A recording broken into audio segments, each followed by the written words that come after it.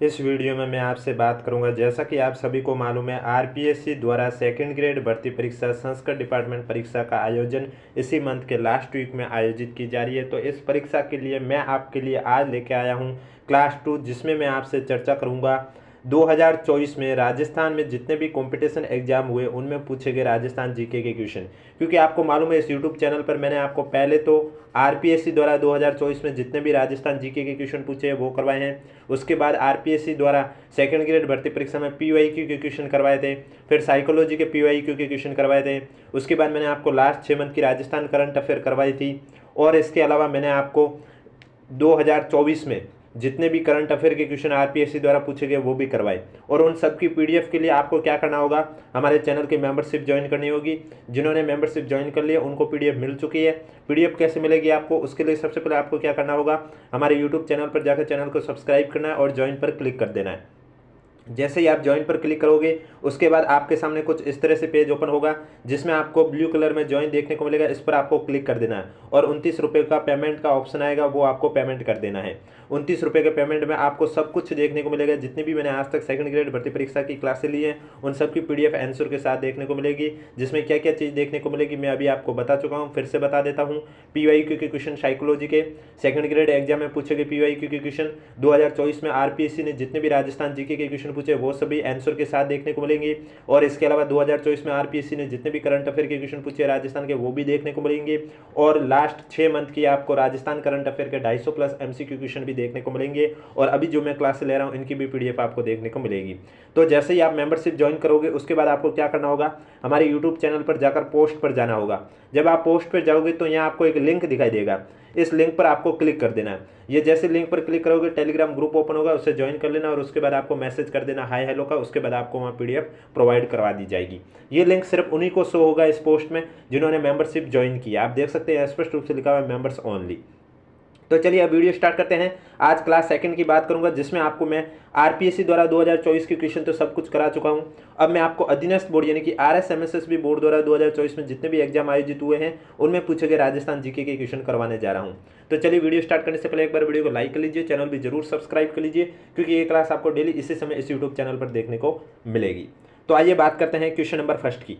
आप देख सकते हैं ये जो अभी मैं आपको चर्चा करने जा रहा हूं, ये भी हाल ही में 18 नवंबर को एग्जाम आयोजित हुआ था अधीनस्थ बोर्ड द्वारा जूनियर इंस्ट्रक्टर का। उसमें पूछे गए क्वेश्चन की चर्चा करने जा रहा हूं। क्वेश्चन नंबर पहला है आपके सामने कि राजस्थान के दक्षिण पूर्व और दक्षिणी पहाड़ी क्षेत्रों में आदिवासियों द्वारा उपयोग में ली जाने वाली कृषि की विधि को क्या कहा जाता है। आपके पास ऑप्शन है कुरुआ, वालरा या वालरे, बेवर या बरिंगा। तो आप सभी को मालूम है दक्षिण पहाड़ी क्षेत्र में जो कृषि की जाती है आदिवासियों द्वारा उसे वालरा कहा जाता है। अब वालरा कृषि को झूमी खेती भी कहा जाता है, झूम खेती भी कहा जाता है।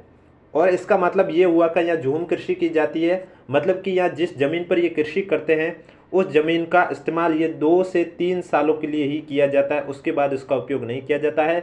दक्षिण क्षेत्र जैसे कि डूंगरपुर हुआ है, बांसवाड़ा हुआ है, वहाँ पर इस कृषि का उपयोग किया जाता है। कौन सी, वालरा कृषि। तो इसमें जो आपका करेक्ट आंसर है वो कौन सा हो जाएगा, बी आपका राइट आंसर हो जाएगा।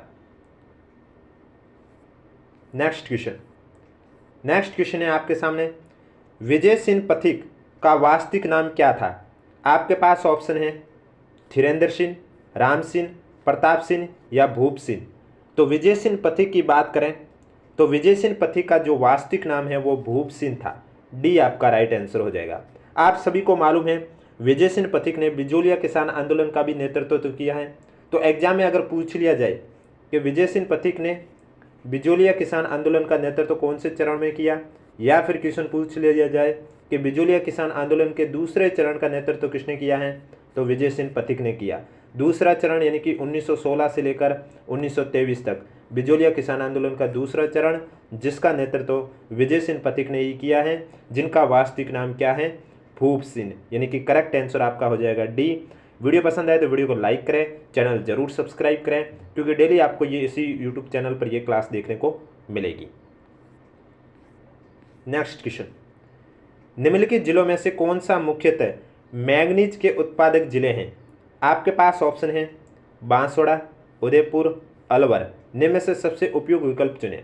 तो मैंगनीज की बात की है तो मैंगनीज के उत्पादक जिले आपके बांसवाड़ा भी है, उदयपुर भी है, अलवर भी है और इसके अलावा सवाई माधोपुर भी है। अगर एग्जाम में आपको सवाई माधोपुर भी देखने को मिले तो वो भी आपका सही है, यानी कि ये चारों जिले आपके मैंगनीज उत्पादक जिले हैं। तो इसमें जो आपका राइट आंसर हो जाएगा ABC, यानी कि सी आपका करेक्ट आंसर हो जाएगा। नेक्स्ट क्वेश्चन, आमेर के किस शासक ने 1639 ईस्वी में आमेर में गणेश पोल का निर्माण करवाया, जो भित्ति चित्र वो अलंकरणों से सुसज्जित हैं? भगवंत दास, स्वाई जयसिंह, मिर्जा राजा जयसिंह या मानसिंह?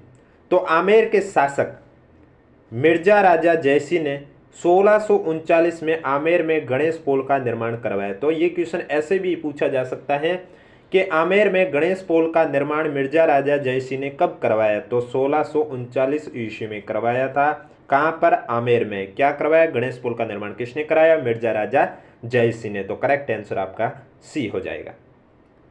नेक्स्ट क्वेश्चन, कच्छी नस्ल है ये किसकी है? घोड़ा की, भेड़ की, बकरी की, ऊंट की? तो कच्छी नस्ल है ना, ये आपके है ऊंट की। और ये कहाँ पर निवास करती है ये नस्ल? ये कच्छी से कच्छ याद रखो, और कच्छ कहाँ पर स्थित है? गुजरात में।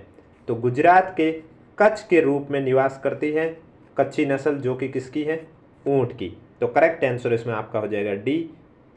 नेक्स्ट क्वेश्चन, नेक्स्ट क्वेश्चन है आपके सामने, सिरोही क्षेत्र के ग्रासिया जनजाति का प्रसिद्ध नृत्य कौन सा है?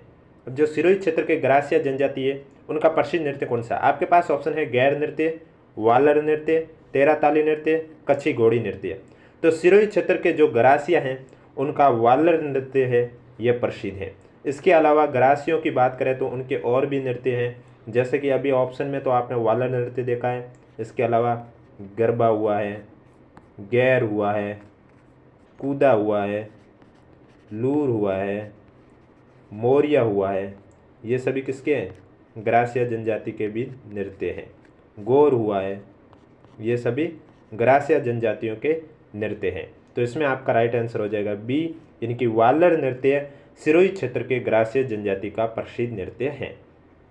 इसकी पीडीएफ आपको आंसर के साथ हमारी मेंबरशिप ज्वाइन करने वाले स्टूडेंट को मिलेंगी, और वो कैसे मिलेगी वीडियो के स्टार्टिंग में मैं ऑलरेडी बता चुका हूँ, आप वीडियो को जाके देख सकते हैं। सबसे उपयुक्त उत्तर के साथ रिक्त स्थान को भरना है। राज्य मानवाधिकार आयोग केवल भारतीय संविधान की 7वीं अनुसूची के किससे संबंधित मामलों में मानव अधिकारों के उल्लंघन की जांच कर सकता है? आपके पास ऑप्शन है सूची द्वितीय राज्य सूची, सूची द्वितीय राज्य सूची और सूची तृतीय समवर्ती सूची, या सूची तृतीय समवर्ती सूची, या सूची फर्स्ट संघ सूची। तो आप सभी को मालूम है भारतीय संविधान के 7वीं अनुसूची में 3 तरह की सूचियां हैं। कितने प्रकार की है? 3 तरह की सूची है, जिसमें से पहले नंबर की है संघ सूची, दूसरे नंबर का है राज्य सूची, और तीसरे नंबर की जो सूची है वो समवर्ती सूची, यानी कि जो राज्य सरकार भी कर सकती है और सेंट्रल गवर्नमेंट भी कर सकती है। संघ सूची यानी सेंट्रल गवर्नमेंट के हाथ में, राज्य सूची यानी कि राज्य सरकार के हाथ में। अब पूछा है कि राज्य मानवाधिकार आयोग केवल भारतीय संविधान की 7वीं अनुसूची के किससे संबंधित मामलों में मानव अधिकार के उल्लंघन की जांच कर सकता है? तो मानव अधिकार के उल्लंघन की जांच की बात करें तो ये आपके राज्य सूची के अंतर्गत भी कर सकते हैं और समवर्ती सूची से संबंधित मामलों में भी कर सकते हैं, यानी कि जो करेक्ट आंसर है वो हो जाएगा बी। अब मानव अधिकार संरक्षण है, अधिनियम 1973 के तहत ही राज्य स्तर पर मानवाधिकार आयोग का गठन किया गया। यानी कि मानवाधिकार आयोग का गठन कब किया गया है? कौन से अधिनियम के तहत? मानव अधिकार संरक्षण अधिनियम 1993 के तहत इसका गठन किया गया है। नेक्स्ट क्वेश्चन, नेक्स्ट क्वेश्चन है आपके सामने, 74वें संवैधानिक संशोधन के अनुसार महानगर क्षेत्र का तात्पर्य क्या है? 10 लाख या उससे अधिक जनसंख्या वाला क्षेत्र, 10 लाख जनसंख्या वाला क्षेत्र, 5 लाख जनसंख्या वाला क्षेत्र, 5 लाख या उससे अधिक जनसंख्या वाला क्षेत्र। तो महानगर का मतलब हुआ, महानगर क्षेत्र कौन से क्षेत्र को घोषित किया जाता है? जहां पर जनसंख्या आपके 10 लाख या उससे अधिक हो। तो इसमें आपका राइट आंसर हो जाएगा ए। नेक्स्ट क्वेश्चन, फागड़ा नागल परियोजना किन राज्यों का साझा उपक्रम है? आपके पास ऑप्शन है राजस्थान पंजाब हरियाणा दिल्ली, राजस्थान पंजाब दिल्ली, राजस्थान पंजाब या राजस्थान पंजाब हरियाणा। तो भाखड़ा नागल परियोजना की बात करें तो ये 3 राज्यों का साझा क्रम है। कौन कौन से 3 राज्य? राजस्थान, पंजाब और हरियाणा, यानी कि डी आपका राइट आंसर हो जाएगा। अब यह परियोजना किस नदी पर बनी है? तो मैं आपको बता दूं, यह परियोजना सतलज नदी पर बनी है। कौन सी नदी पर बनी है? सतलज नदी पर बनी है। और इसकी जो स्थापना है वो तो नवंबर 1944 में हुई थी, लेकिन इसकी जो निर्माण की शुरुआत है वो आपके 1948 में शुरू हुई थी, जो कि कंप्लीट कब हुई थी? 1963 में। ये भी आपको पता होना चाहिए। भाखड़ा नागल परियोजना जो कि आपके सतलज नदी पर बनी है, स्थापना नवंबर 1944, निर्माण कार्य शुरू 1948 से लेकर 1963 में पूरा हुआ था। नेक्स्ट क्वेश्चन है आपके सामने। 1936 ईस्वी में वकील अमृतलाल पायक ने हरिजन पाठशाला की स्थापना कहाँ की थी? कुशलगढ़, प्रतापगढ़, टोंक, शाहपुरा। तो हरिजन पाठशाला की बात की जा रही है। इसकी स्थापना अमृतलाल पायक ने 1936 में की थी। कहाँ पर की थी? तो इन्होंने प्रतापगढ़ में इसकी स्थापना की थी। बी आपका करेक्ट आंसर हो जाएगा। नेक्स्ट क्वेश्चन है, सुरजन चरित के रचनाकार कौन है?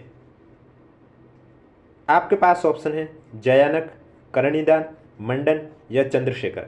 तो सुरजन चरित की बात करें तो इसके रचनाकार हैं आपके चंद्रशेखर। डी आपका राइट आंसर हो जाएगा। अब जयानक के नाम से आपने सुना ही होगा। इनकी एक जो रचना है वो पृथ्वीराज विजय की है। यानी कि अगर एग्जाम में पूछा जाए पृथ्वीराज विजय की रचना किसने की है? जयानक ने। करणीदान बारठ की बात करें तो इनकी बात करें तो इन्हें 1994 में साहित्य अकादमी पुरस्कार से सम्मानित किया गया है, और यह पुरस्कार इनकी कहानी संग्रह माटी री महक के वजह से इन्हें इस सम्मान से सम्मानित किया गया। माटी री महक। तो माटी री महक कहानी के रचयिता कौन है? कहानी के लेखक कौन है? करणीदान बारठ। मंडन का आप सभी को मालूम है। मंडन की बात करें तो इन्होंने राजा वल्लभ की रचना की थी। राजवल्लभ की रचना की थी। किसकी की थी? राजवल्लभ की रचना की थी मंडन ने। तो ये भी आपको पता होना चाहिए। यानी कि एग्जाम में ऑप्शन से भी क्वेश्चन बन सकता है।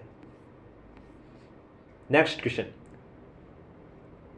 राजस्थान विधानसभा के तीसरे आम चुनाव 1962 में कांग्रेस के बाद किस राजनीतिक दल को सर्वाधिक स्थान प्राप्त हुआ था? हिंदू महासभा, स्वतंत्र पार्टी, भारतीय जनसंघ, राम राज्य परिषद। अब राजस्थान विधानसभा चुनाव 1962 की बात करें तो वो तीसरे आम चुनाव थे।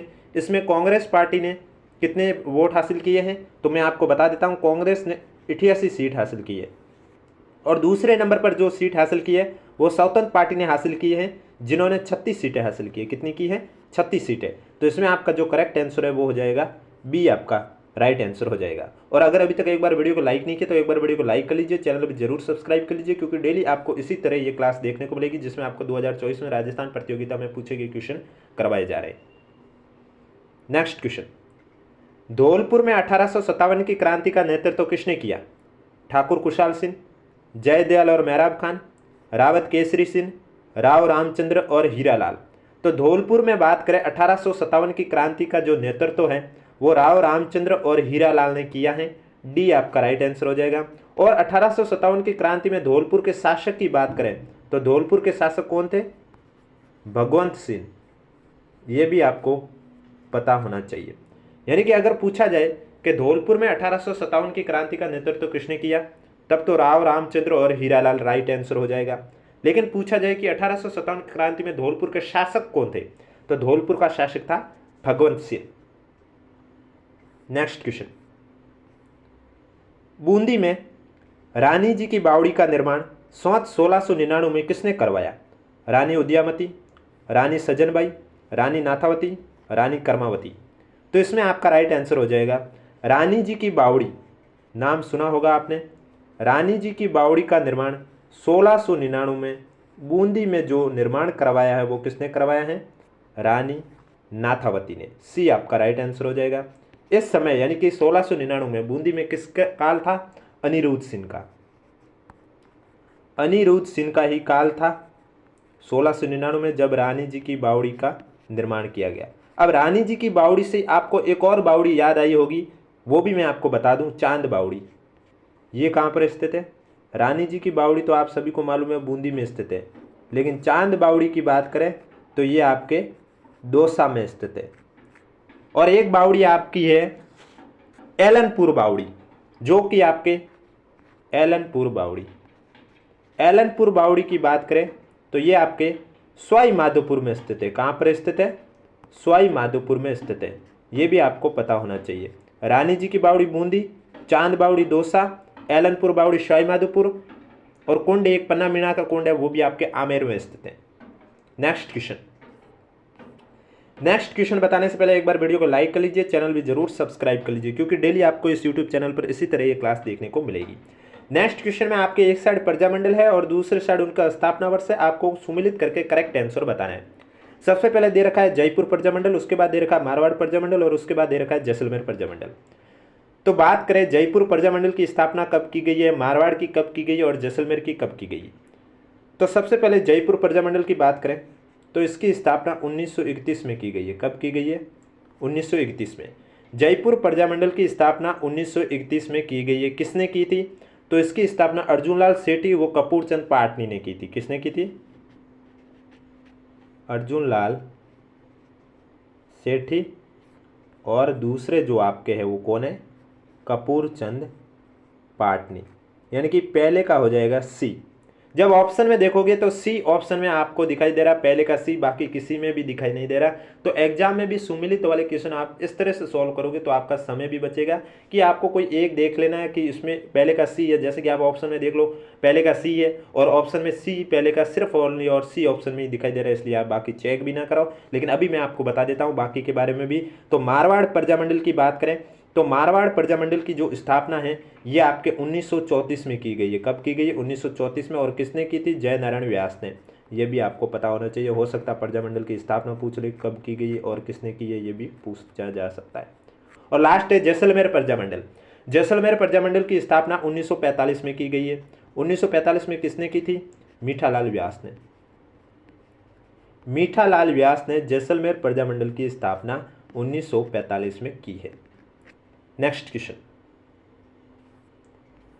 क्वेश्चन है आपके सामने, फूल सागर जलाशय कहाँ स्थित हैं? आपके पास ऑप्शन है अजमेर, जोधपुर, उदयपुर, बूंदी। तो फूल सागर जलाशय आपके अजमेर जिले में स्थित हैं। ये आपका करेक्ट आंसर हो जाएगा। नेक्स्ट क्वेश्चन है आपके सामने, 1948 ईस्वी में किन 4 राज्यों को जोड़कर मत्स्य संघ का निर्माण किया गया? अलवर, भरतपुर, धौलपुर, करौली, धौलपुर, जयपुर, बीकानेर, कोटा, शाहपुरा, किशनगढ़, झालावाड़, करौली, उदयपुर, बांसवाड़ा, झालावाड़, करौली। अब ये क्वेश्चन आपने देखा होगा, कल भी ये क्वेश्चन पूछा गया था एग्जाम में, लेकिन कल उसमें यह पूछा गया था कि मत्स्य संघ में व्रत राजस्थान में जो सम्मिलित किया गया है वो कब किया गया था, ये पूछा गया था, जिसकी चर्चा मैंने कल आपको की थी। और उसमें मैंने आपको यह भी बताया था कि मत्स्य संघ में आपकी 4 रियासतें जोड़ी गई थी 1948 में। वो कौन कौन सी 4 रियासतें हैं? पहले तो मत्स्य संघ के गठन की बात करें तो मत्स्य संघ के गठन आप सभी को मालूम है 18 मार्च 1948 को किया गया। अब उसकी मैंने ट्रिक भी बताई 4 रियासत की, ABCD। ए यानी अलवर, ऑप्शन में देख लो अलवर लिखा हुआ कहाँ है। बी यानी भरतपुर, सी यानी करौली, और डी यानी धौलपुर। तो ऑप्शन नंबर ए आपका करेक्ट आंसर हो जाएगा। अलवर, भरतपुर, धौलपुर, करौली 4 राज्यों को जोड़कर मत्स्य संघ का निर्माण किया गया है। और मत्स्य संघ को व्रत राजस्थान में कब शामिल किया गया है? तो व्रत राजस्थान में 15 मई 1949 में शामिल किया गया है। और कौन से चरण में? तो आपका 5वां चरण था। कौन सा चरण था वो? 5वां चरण था। 5वें चरण में मत्स्य संघ को व्रत राजस्थान में शामिल किया गया है, ये भी आपको पता होना चाहिए। इसका गठन 18 मार्च 1948 को किया गया है। नेक्स्ट क्वेश्चन है आपके सामने कि अकबर ने चंद्रसेन के दमन हेतु किसे जोधपुर का प्रशासक नियुक्त किया है? उदय सिंह, राय सिंह, राजा मान सिंह, शहजादा सलीम। तो अकबर ने चंद्रसेन के दमन हेतु जोधपुर का प्रशासक राय सिंह को नियुक्त किया है। बी आपका करेक्ट आंसर हो जाएगा। नेक्स्ट क्वेश्चन है आपके सामने, बीजी राजस्थान के किस प्रसिद्ध व्यक्तित्व का उपनाम है? यानी कि जैसे कि अभी आपने देखा होगा, मैंने आपको बिजोलिया किसान आंदोलन का एक व्यक्ति का जो विजय सिंह प्रतीक है उनका मूल नाम बताया भूप सिंह। तो ठीक इसी तरह से अब एक और क्वेश्चन बना है कि राजस्थान के कौन से वो प्रसिद्ध व्यक्तित्व है जिनका उपनाम बीजी है। आपके पास ऑप्शन है कविराज श्यामल दास, निहाल चंद, कन्हैयालाल सेठिया, विजयदान देथा। तो इसमें आपका राइट आंसर हो जाएगा बीजी जो नाम है ये विजयदान देथा को बीजी नाम से जाना जाता है। डी आपका राइट आंसर हो जाएगा। और विजयदान देथा की बात करें तो इनकी एक बहुत ही प्रसिद्ध है जो नाम है आपका 1974 में राजस्थानी भाषा के लिए इन्हें साहित्य अकादमी पुरस्कार भी दिया गया है। इसके लिए बातारी फुलवारी की रचना के लिए। बातारी फुलवारी बहुत बार एग्जाम में ये क्वेश्चन भी पूछा गया कि इसके रचयिता कौन है। तो बातारी फुलवारी की रचयिता है विजयदान देथा। और इसी वजह से इन्हें इसी की रचना के लिए इन्हें 1974 में राजस्थानी भाषा के लिए साहित्य अकादमी पुरस्कार से सम्मानित किया गया। नेक्स्ट क्वेश्चन है आपके सामने, राजस्थान की पश्चिमी सीमा जो पाकिस्तान से सटी है उस पर निम्नलिखित में से कौन से जिले स्थित है।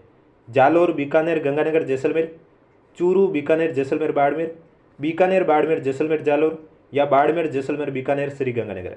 तो राजस्थान की पश्चिमी सीमा जो पाकिस्तान से सटी है उसकी बात करें तो उसमें 4 जिले, मैं पुराने जिलों के अकॉर्डिंग ही बता रहा हूँ, ऐसे नए जिले में अनूपगढ़ भी शामिल है लेकिन मैं पुराने जिलों के अकॉर्डिंग आपको बता रहा हूँ। इसमें आपके बाड़मेर, जैसलमेर, बीकानेर और गंगानगर, डी आपका राइट आंसर हो जाएगा।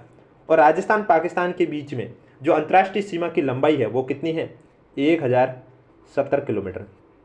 1070 किलोमीटर है, कितनी है, 1070 किलोमीटर, जो कि ये 4 जिले हैं। और नए जिलों की बात करें तो अनूपगढ़ भी शामिल। और ये जो इसकी सीमा है 1070 किलोमीटर, ये आपके हिंदूमल कोट गंगानगर से लेकर शाहगढ़ बाड़मेर तक फैली है। कहाँ से कहाँ तक फैली है, हिंदूमल कोट गंगानगर से लेकर शाहगढ़ बाड़मेर तक फैली है। नेक्स्ट क्वेश्चन, निम्नलिखित नदियों में से कौन सी बाणगंगा नदी की सहायक नदी है। पंचम, जाखम, सावन, सूकड़ी। तो बात करें सावन नदी है ना, ये आपके बाणगंगा नदी की सहायक नदी है। सी आपका करेक्ट आंसर हो जाएगा। इसके अलावा एक दो और नदी है जो इसकी सहायक नदी है, गोमती नाला, सूरी नदी, ये भी बाणगंगा की सहायक नदी है। प्लासन नदी, ये भी आपके बाणगंगा की सहायक नदी है। प्लासन, सूरी, गोमती और सावन। तो इसमें जो आपका राइट आंसर कौन सा हो जाएगा, सी। और अगर अभी तक वीडियो को लाइक नहीं किया तो एक बार वीडियो को लाइक कर लीजिए, चैनल भी जरूर सब्सक्राइब कर लीजिए। और इसकी पीडीएफ आंसर के साथ आपको हमारी मेंबरशिप ज्वाइन करने पर देखने को मिलेगा, जिसकी वीडियो की स्टार्टिंग में मैं ऑलरेडी चर्चा कर चुका हूँ। आप जाके देख सकते हैं किस तरह से आपको मेंबरशिप मिलेगी। मेजा बांध किस नदी पर स्थित है, कोठारी, मेनाल, सोम, बनास। तो मेजा बांध की बात करें तो सबसे पहले तो मैं बात करूं इस बांध के निर्माण कब किया गया। तो मेजा बांध का जो निर्माण है वो आपके 1956 में किया गया है। कब किया गया है, 1956 में। और ये कौन से ज़िले में, भीलवाड़ा ज़िले में, भीलवाड़ा ज़िले में है। किस नदी पर स्थित है, तो कोठारी नदी पर। कौन सी नदी पर स्थित है, कोठारी नदी पर स्थित है। करेक्ट आंसर आपका हो जाएगा ए। मेजा बांध भीलवाड़ा जिले में है, कोठारी नदी पर स्थित है और इस बांध का निर्माण 1956 ईस्वी में किया गया। नेक्स्ट क्वेश्चन, प्राचीन वैदिक यज्ञ अश्वमेध यज्ञ करने वाला अंतिम हिंदू शासक कौन था। सवाई जयसिंह, मिर्जा राजा जयसिंह, मानसिंह, महाराणा प्रताप। तो इसमें जो आपका राइट आंसर हो जाएगा, प्राचीन वैदिक यज्ञ अश्वमेध यज्ञ करने वाला अंतिम हिंदू शासक सवाई जयसिंह था। ए आपका राइट आंसर हो जाएगा। अब ये यज्ञ कहाँ पर हुआ था, ये यज्ञ जयपुर में ही हुआ था। कब हुआ था, 1734 ईस्वी में। 1734 ईस्वी में ये यज्ञ जयपुर में हुआ था। सवाई जयसिंह अंतिम हिंदू शासक थे। नेक्स्ट क्वेश्चन, कोलायत झील है, ये कहाँ पर स्थित है। बाड़मेर, सीकर, अजमेर, बीकानेर। तो कोलायत झील की बात करें तो ये आपके बीकानेर जिले में स्थित है। इस झील का निर्माण किसने करवाया है, तो इस झील का जो निर्माण है वो कपिल मुनि ने करवाया था। किसने करवाया था, कपिल मुनि ने कोलायत झील का निर्माण करवाया था, जो कि बीकानेर में स्थित है। नेक्स्ट क्वेश्चन, राजस्थान की भाषा के लिए सर्वप्रथम राजस्थानी शब्द का प्रयोग किसने किया। जॉर्ज अब्राहम ग्रियर्सन ने, विजयदान देथा ने, कर्नल जेम्स टॉड ने, एलसी टेसिटोरी ने। तो इसमें आपका राइट आंसर हो जाएगा, राजस्थान की भाषा के लिए सर्वप्रथम जो राजस्थानी शब्द है इसका प्रयोग जॉर्ज अब्राहम ग्रियर्सन ने किया, यानी कि ए आपका राइट आंसर हो जाएगा। अब जॉर्ज अब्राहम ग्रियर्सन ने इसका प्रयोग कब किया था? तो 1912 ईस्वी में भारत के भाषाई संरक्षण में इसका उपयोग किया था। कब किया था? 1912 में किया था। भारत के भाषाई संरक्षण में, किसमें? भाषाई संरक्षण में इसका उपयोग जॉर्ज अब्राहम ग्रियर्सन द्वारा 1912 में किया गया था, यानी जो करेक्ट आंसर है वो आपका हो जाएगा ए। तो ये थी आज की क्लास। अब इसकी आंसर के साथ पीडीएफ के लिए आपको क्या करना होगा? हमारे यूट्यूब चैनल पर जाना है, चैनल को सब्सक्राइब करना है, उसके बाद ज्वाइन पर क्लिक कर देना है। ज्वाइन पर क्लिक करने के बाद आपके सामने नया पेज इस तरह से ओपन होगा। यहाँ ज्वाइन ब्लू कलर में, इस पर क्लिक कर देना। आपके साथ पेमेंट का ऑप्शन आएगा, 29 रुपये पेमेंट करना है, जिसमें आपको क्या क्या देखने को मिलेगी मैं बता देता हूँ और कैसे देखने को मिलेंगे। 29 रुपये पेमेंट करने से आपको एक तो जो आज की क्लास है इसकी पीडीएफ मिलेगी, कल की क्लास की भी मिलेगी। इसके अलावा आरपीएससी द्वारा सेकंड ग्रेड भर्ती परीक्षा में पूछे गए क्वेश्चन हैं वो आंसर के साथ पीडीएफ देखने को मिलेगी। साइकोलॉजी के क्वेश्चन जो कि आरपीएससी ने सेकंड ग्रेड भर्ती परीक्षा में पूछे उनके आंसर के साथ पीडीएफ देखने को मिलेगी। इसके अलावा पिछले 6 मंथ की आपको राजस्थान करंट अफेयर के 250 प्लस एमसीक्यू क्वेश्चन की पीडीएफ देखने को मिलेगी। 2024 में जितने भी आरपीएससी ने क्वेश्चन पूछे हैं जीके के, करंट अफेयर के, वो पीडीएफ देखने को मिलेगी। और जो अभी मैं आपको करा रहा हूं अधीनस्थ बोर्ड के 2024 के क्वेश्चन, उनकी भी पीडीएफ देखने को मिलेगी। इसलिए अगर अभी तक आपने मेंबरशिप ज्वाइन नहीं की तो आप ज्वाइन कर लीजिए। मेंबरशिप ज्वाइन करने के बाद आपको क्या करना होगा? वापस से हमारे यूट्यूब चैनल पर जाना है और यहाँ पर आपको पोस्ट पर क्लिक करना है। पोस्ट पर आप देखोगे यहाँ एक लिंक दिखाई देगा टेलीग्राम का, पीडीएफ का लिंक दिखाई देगा। आपको इस पर क्लिक कर देना और टेलीग्राम ग्रुप ज्वाइन कर देना। ज्वाइन करने के बाद ग्रुप में हाय हेलो लिखना, उसके बाद ही आपको वहाँ पीडीएफ प्रोवाइड करवाई जाएगी। और ये लिंक सिर्फ और सिर्फ जिन्होंने मेंबरशिप ज्वाइन की है उन्हीं को शो होगा, सभी स्टूडेंट को शो नहीं होगा। इसलिए अगर अभी तक आपने मेंबरशिप ज्वाइन नहीं की तो आप ज्वाइन कीजिए। बाकी वीडियो पसंद आए तो वीडियो को लाइक करें, चैनल जरूर सब्सक्राइब करें, क्योंकि डेली आपको इसी समय ये क्लास देखने को मिलेगी जिसमें मैं आपको 2024 के जो राजस्थान जीके के क्वेश्चन पूछे हैं राजस्थान कॉम्पिटिटिव एग्जाम में वे सभी करवाने जा रहा हूँ। आरपीएससी के मैं ऑलरेडी करवा चुका हूँ, अब मैं जो करवाने जा रहा हूँ वो आपको मैं अधीनस्थ बोर्ड के करवा रहा हूँ।